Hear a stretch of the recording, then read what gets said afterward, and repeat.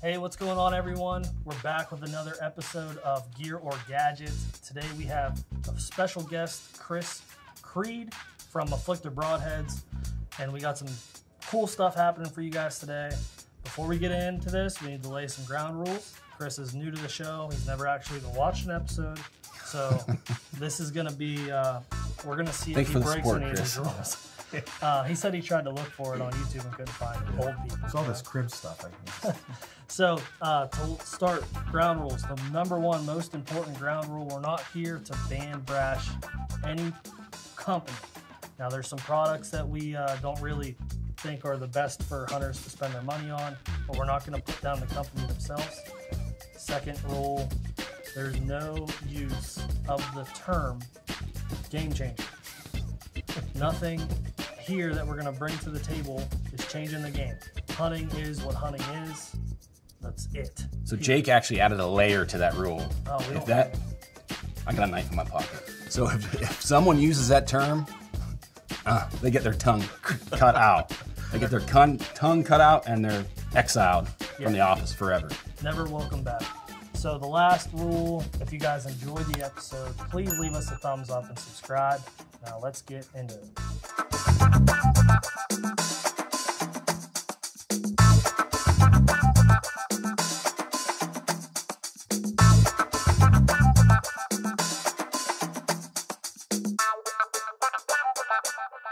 All right, so I'll start it off. My item today is a rangefinder. Now, I'm not necessarily, I think every bow hunter should have a rangefinder, so this isn't like groundbreaking stuff, but this particular rangefinder is the SIG Kilo 1600. And what's cool about it is it has red digits for your digital. The readouts. Yeah, so that everything's red. Now, why is that important? In low light, if you're ranging a dark object and you have black digits, you can't see them. These red digits really stand out. So, yeah, there's not a whole lot of meat to this. But if you've never used a rangefinder with red digits, get your hands on one and look through it and take a black digitized one, range the same object, take this one out with the red digits, range that object, and you're gonna be like, wow. So something to look into. You guys want to take a look at that? How does that, the digital readouts, what does that look like in the brightness of the day? You can dim them. So it's adjustable. Yeah. Is the color also changeable? Like, can you go from red to black to blue or white? Or I think it's just red. You think it's just red? I think it's just red. So I also run a SIG. I don't know what model it is. It's the same one. It's the same one, just like a step down, I think. This is a 1650, so this is good for 1,650 yards. 1,600, yeah. Okay, mine definitely is not. I think I have like the bow specific one, maybe 500 yards, like 200 yards, maybe. I can't really remember. I'll have to look into it. But my digital readouts are black, and I don't know if that's something I can change like inside. I don't think the actual rangefinder, or if that's just like by default the only color that the readouts come in. Yeah, I don't think so, because I looked into yours when I was showing you that when I first got that, and I don't think there's anything that you can change. That is so much brighter. Oh my God, it's like just on that black, on the black sound curtain there. Yeah, there's no guessing. Is that an 8? Is that a 6? Well, for me, I'm red-green colorblind, and so like a lot of red dots, I can't even use because I can't see that red very well unless it is really low light. So in daylight, red, I typically don't get a good see on it. That I can see really well. It's very clear. So does this come out black for you, or is it like gray? It's like an orange. Okay. But typically a red or dark red to me is black. Okay. But that's really bright. I like it. Yeah, I've had so many times where I'm just sitting in the tree and trying to get a range on something. Even before, I typically am just trying to range objects before I'm hunting, like before I'm actually going to pull the trigger. I don't typically range the deer as it's coming in because I've ranged stuff already. And I'm trying to range I'm hunting on the ground a lot. I'm in fields and on grass, and I'm trying to range like a log maybe that's laying out there, and I have this black light, and it's just pretty hard to see. Now with this thing, it's insane. So yeah, something to look into for me, a red digitized rangefinder gear. I don't think it's gimmicky at all. Yeah, definitely a piece of gear. Yeah, I like it. That's it for me, Chris. What do you bring in today? Well, for me, one of the things in the industry that I think is a little bit gimmicky is broadheads that are 2.5-inch cuts and up. I struggle with these. Every time I test them, the testing doesn't go good. And when I have in the past broken down and hunted with it, I've never had a great experience. There's no doubt that they're lethal if you have the right setup and you're getting into the rib cage perfectly and everything works out. But most of the time, you have a blade that's going to break. You know, this one failed. Most of the time, if you don't have the right setup, you're never going to get one to pass through or penetrate or do what it's supposed to do. So it just takes so much energy and momentum to make a blade that's 2.5 inches or bigger work properly. I'm not a fan. And I know a lot of guys love these, you know, and to each their own. But for me, I think you're kind of doing yourself and your animal an injustice by going to these giant heads, especially when you get 2.5 and up. It just takes so much energy to make them work properly. And you're giving yourself less margin for error. I know guys buy these because they're like, oh, I'm going to hit bigger cut, bigger blood trail. Well, hit a bone. Yeah. You know, hit a shoulder, you know, be off just a little bit the wrong direction, and this is going to stop.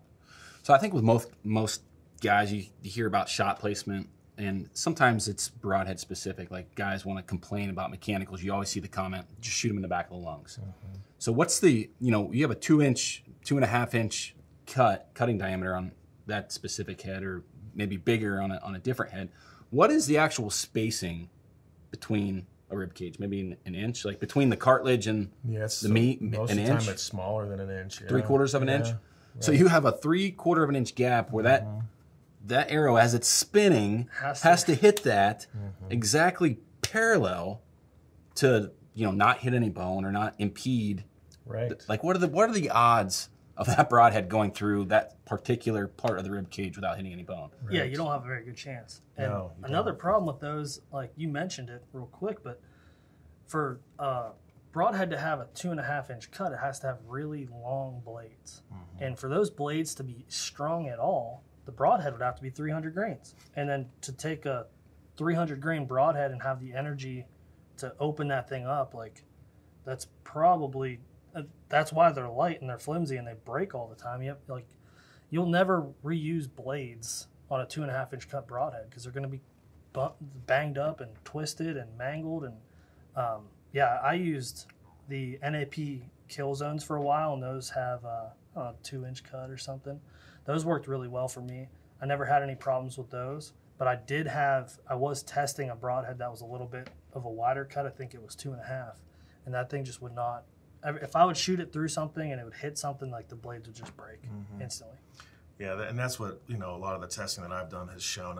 I think the 2-inch mark is kind of the cutoff for me.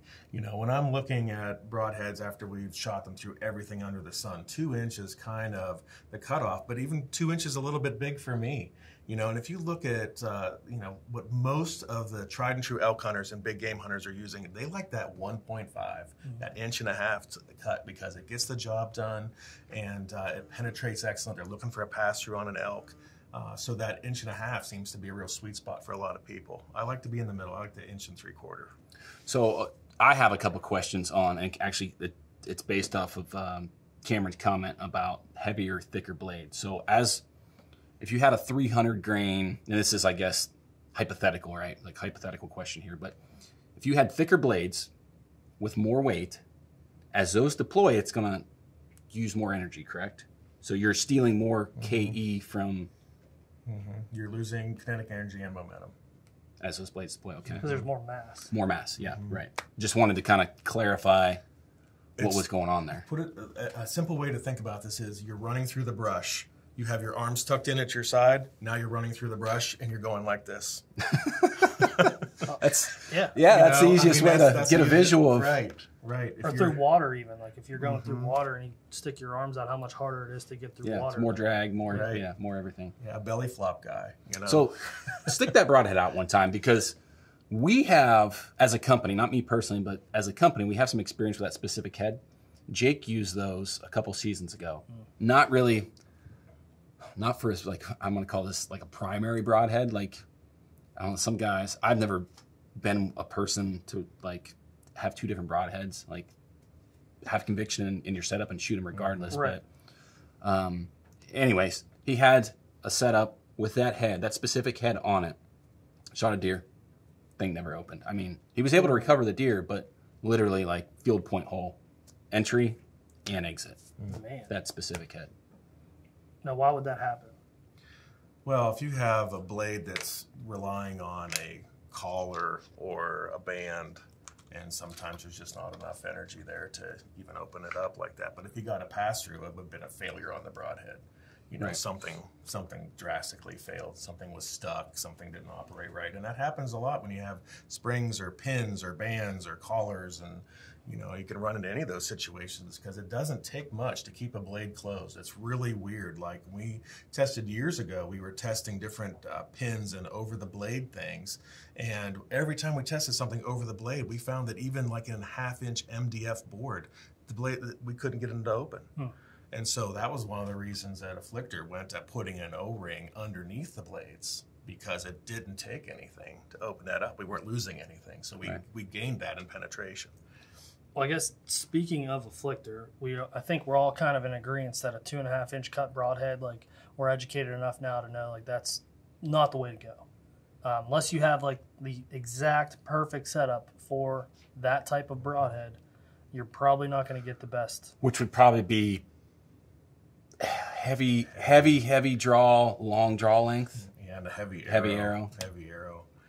You know, for any mechanical, I wouldn't recommend being under 400 grains total arrow weight. And of course, the heavier you get, the better you're doing. But as soon as you start gaining length here, you got to account for that. So you got to get even heavier. Because you need more momentum to get that giant cut through the cage of a deer. It's an interesting. This is like a interesting, debatable topic because it's never going to go away, right? No, like it's no. The white flash versus black flash, red flash trail camera debate that we get into. And oftentimes guys are looking at a bigger cut and they're in their mindset, they're thinking the exact opposite of what you said from the beginning. You said that there's less room for error on those blades, but they're buying the bigger blades because they think they have more room for error. If they hit an inch back or 2 inches back, and that extra 1/2 inch might catch the back of their long or take the top of the liver, or make up for an errant shot, basically, is what is the mentality there. And I think that's a good mentality to a point, right? But when you get over 2.2 inches, you're sacrificing something now. You know, you've got to account for whatever you're going to sacrifice. Is that going to be speed? Is it going to be momentum? You know, your penetration, all the things that are most important to us, and we want to pass through. I'd rather shoot a 3/4 inch broadhead in the right spot than shoot a 2.5 inch and accidentally hit the scapula and get 2 inches of penetration and the deer lives on. Yeah, if you make if you're like hugging that shoulder, like with a fixed blade, I'm hugging that shoulder, I'm like right in that crease. Like the buck that I shot this year, Vital V. I could not have hit like anywhere different without that working. If I had that broadhead, it would have never went through. It would have hit that shoulder and half that blade would have been in my lap probably. Like it just got shot off. So that's interesting. Like there's like no room for error. You got to shoot 2.5 inches to the left of that shoulder, to the right of that shoulder, for you to be able to get through without hitting anything. Yeah, at least half the diameter of half the cutting diameter. Yeah. Yeah. So that's something to keep in mind. But because you mentioned Afflictor, what is the solution to this kind of broadhead? Well, for the originator of Afflictor was failure in mechanicals that had him develop the hybrid out of the gate. So, our first solution to the biggest thing that we offer that is dependable would be the K2 hybrid. And it's an 1 3/4 cut. It's drive key activated. So undeployed, it's 5/8. When the drive key is activated, now we have an 1 3/4 cut. And the blades are locked, so at entrance, it's actually a fixed blade broadhead. Hence the hybrid. Hence the hybrid, right. But what's interesting here, when you look at this compared to these giant cuts, we are taking up the space of the ferrule in one blade. So now you have to kind of consider all this, if you want to think of it this way, you have this entire blade length on these giant mechanicals that you're dealing with. And is it an asset for you? Are you set up right for that? Is it going to work? Or you want something you don't have to worry about? You know, we get guys that spine shoot elk by accident and even moose and have dumped them in their tracks with the K2 hybrid. It's just a tough, stout, you know, 32 thousandths blades. It's really a strong, dependable broadhead. And like we were talking about before with this O-ring back here riding underneath the blades, it just comes right out and you don't even cut the O-ring. It just rolls out by design. So it's really our solution to those giant cut is something that's dependable, doesn't take a lot of energy, and penetrates like mad. You know, one of the things, and I don't know if this has anything to do with the design, but in my mind, like when I'm looking at mechanical blades, and if you could show both those deployed, I guess, or the blades open. When you talk about blade failure, when I look at that hybrid broadhead, where it's, I'm going to call it reinforcing for lack of better terms, there's a little more structural integrity there than just having something cantilevered out on an angle. Right. So I'm sure that has something to do with the durability as well. Oh, absolutely, absolutely, and that's all by design. Every angle is by design for strength, and you know, it's when you look at a lot of the two-blade mechanicals that are big, they all, to get that cut, they are extending that blade way out there, and like you said before, to maintain weight, they're a little bit thinner, you know, whatever they have to do to get there. And so, you know, and there's always, you know, there's always a counterpoint to everything, right? Somebody's going to say, well, I have a 2.5-inch cut and has super thick blades. It's, you know, and I never broke one, and that's great, but you're still sacrificing something, right? You're still losing some energy and momentum there. Yeah, I think I haven't shot the K2 hybrids. I've shot the hybrid EXTs. I shot a doe with those, and I'm shooting the K2 fixed four-blade. Yeah, and that's what, an inch. It's an inch and an eighth. Yeah. Inch and an eighth cut, and that thing is mean. Mm-hmm. That thing is just mean. I don't know if I still have the picture. You might even still have it. The buck that I shot last year with it, that thing had a slug hole in it. Now, if that was a 2.5-inch, like we already mentioned, but that was a 2.5-inch cut hybrid, I would have never. It would have bounced right off. There's no way I would have got through that. So, yeah, I'm on board. I would say 2.5-inch cut broadhead, Gadget, afflictor hybrid solution. I like that. You like that? I would agree. Yeah, I have not shot those hybrid, any of the hybrid blades. We shot these in the office. Yeah, testing wise, but not like actually on an animal to see, you know, what they were going to do on an animal. Didn't use them because I was so sold on the K2 fixed. Like I'm going back to, like, there's no reason for me to have two different broadhead in my quiver. Like if I have enough conviction to shoot a giant buck with one broadhead, I'm going to use that same broadhead for every other deer, elk, whatever that I'm hunting. Like I'm just not going to change. So, but definitely I'm on board with, you know, the giant mechanical broadheads being a gadget. Yeah, cool. All right, thanks for bringing those in. Oh, thank you. I guess that leaves me. And this is a little bit unique because we can brand bash this because we used to own this brand. What I have here resembles a mini, tiny, low-profile ozone machine for a vehicle. And that's the way a lot of these things are advertised as, you know, an ozone generator. An ozone generator for your vehicle. And I don't think that there's any, you know, there is science behind ozone and it, on the molecular level, changing the way odors are built. So on the scientific level, it is doing things to change the way that the smell is, I guess, chemically formed, chemically bonded. But these are not ozone generators. These are ionic purifiers. So when people start looking at these things and thinking, I'm going to plug this into my vehicle, it's going to produce ozone, it's going to take away all the smell, all the scent, clean any clothing or gear, anything you have left in your vehicle. That's not what this is doing. So an ionic purifier, and again, this goes back probably 4 years ago with us doing a bunch of research on these products because we built this. But an ionic purifier, basically, this thing has a fan in it where it's drawing in air. It's drawing in, you know, the ambient air in an environment in your vehicle. And there's a set of coils in here that is electronically charged that charge different molecules. And what it does, I think it's negatively. I think they negatively charge those molecules. And what it does is attracts other particles that are in the air, not molecules, but particles. So it could be smoke, it could be dust, dirt, things of that nature. And with a negative charge, it makes that molecule heavy and then makes it settle. So it's actually purifying the air by taking the dust, the dirt, the smoke, whatever's in the air, and making it heavier than the ambient air, which is forcing it to drop because of gravity. So these are not ozone generators.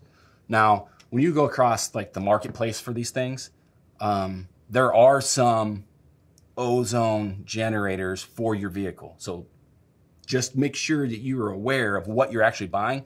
But on the flip side of that is, you know, the amount of volume that an ozone generator has to put out to do what it's intended to do isn't going to typically come from a little mini unit like this. It's just not going to happen. So all the way around the board, whether you're buying an ozone generator for your vehicle, whether you're buying an ionic purifier thinking it's an ozone generator, it's a gadget all the way around. And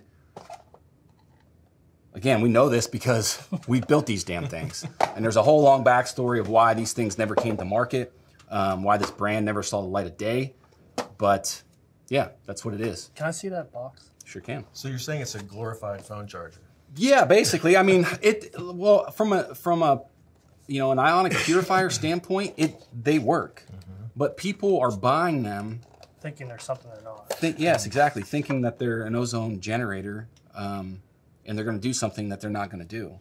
So, you know, part of it's education, part of it's marketing gimmicks within the industry, which happens everywhere, whether it's broadheads, trail cameras, these things. So it's a little bit education, a little bit marketing, and a little bit of product.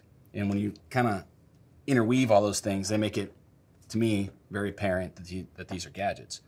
And I will preface, I guess, some of what I said with, I use an ozone generator in a tote. So I have like this homemade DIY built ozone generator that I take on with me, or take with me on trips to descent my clothing when it's applicable.